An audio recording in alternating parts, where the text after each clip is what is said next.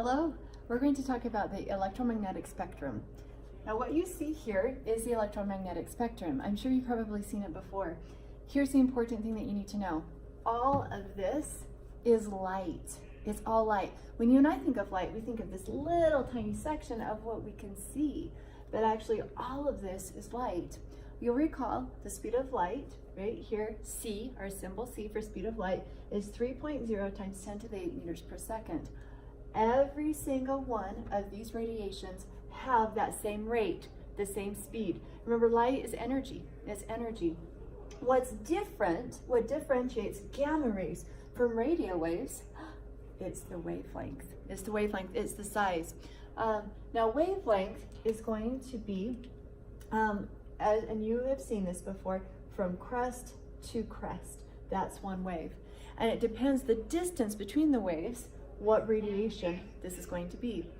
Now, there's no convention that you always have to have gamma rays on the left-hand side and radio waves on the right. You'll find electromagnetic spectrums that are flip-flopped. That's great, but the numbers will still be accurately attached. Notice at the bottom it says frequency, so cycles per second. And then up top, this is going to be the wavelength, the distance from one peak, one crest, to the next adjacent crest.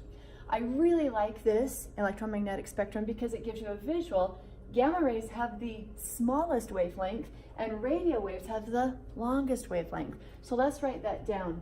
We're going to have, let's see, the wavelength, I'm going to put an up arrow, meaning large, high, and I'm going to put a down arrow,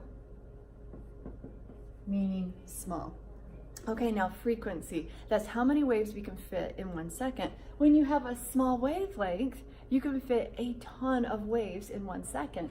So a small wavelength allows us to have a huge frequency because we can fit a lot of waves. So frequency is going to be very high for that small wavelength. And then when we have these big wavelengths, radio waves can be as big as a football field. They can actually be miles big. So crest, down, up, next crest, that can be miles wide. Huge wavelength, you can't fit a lot of waves in 1 second, so that means the frequency is going to be very low. Now energy is attached to this. The more waves you can fit in 1 second, the more punch that it packs, the higher the energy. So it makes sense, if you have a high frequency, can fit a lot of waves in 1 second, the energy is also high. Over here, we're going to have the energy very low with radio waves because you can't fit a lot of waves in 1 second. Now it's important to attach our visible light to this. Notice our Roy G. Biv.